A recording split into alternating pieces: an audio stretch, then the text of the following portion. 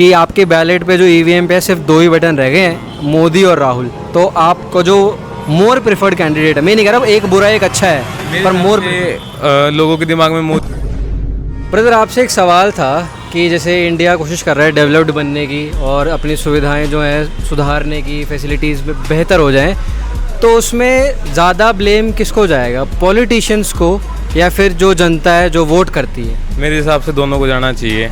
पर अगर एक हो आपको पिन पॉइंट करना हो कि ये ज़्यादा है, दोनों ही ज़्यादा है। सिविक सेंस भी लैक कर रहा है लोगों में और करप्शन तो है ही, तो दोनों जब तक दोनों बैलेंस नहीं होगी जब तक कुछ नहीं हो सकता। पर मैंने आपसे ये सवाल इसलिए पूछा क्योंकि ऑनलाइन डिस्कोर्स जो आजकल देखने को यूजुअली मिलता है ना, उसमें बार बार नेता ने ये कर दिया, नेता ये, नेता वो, नेता वो, नेता ये, लेकिन कोई वोटिंग पैटर्न नहीं बताता है। अब आप जो हो, अगर आप इलेक्शन में लेट से गए और आपने बोला कि भाई मुझे तो एक रात की दारू चाहिए, मैं उसको वोट दे दूँगा, तो उस सेंस में मैं पूछ रहा हूँ कि कौन ज़्यादा ब्लेम करने लायक है, पॉलिटिशियंस के वोट? क्योंकि अगर हमारे यहाँ डेमोक्रेसी है, पॉलिटिशियंस तो एग्जैक्टली वही चीज़ करेगा जिससे उसको वोट मिलेगा।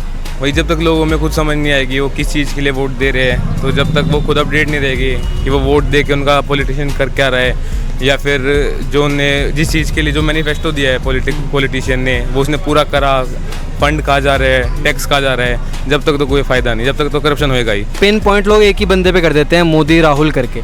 तो अगर आपको दोनों में से किसी एक को वोट देना हो तो आप किसको? लोगों के दिमाग में मोदी इसलिए प्रेफर्ड है, मेरे भी, क्योंकि थोड़ा राहुल गांधी की जो भी इमेज है थोड़ी ऐसे बेवकूफ़ जैसी दिखाई जाती है। कई बार क्वेश्चन भी ऐसे ही करता है बेवकूफ़ों वाले, तो इस वजह से। और मोदी का जो पीआर टीम है या फिर जो जैसी भी वो चलता है वो करता है, उसका जो पर्सनैलिटी है वो थोड़ा और समझदार आदमी की तरह लगता है, इसलिए।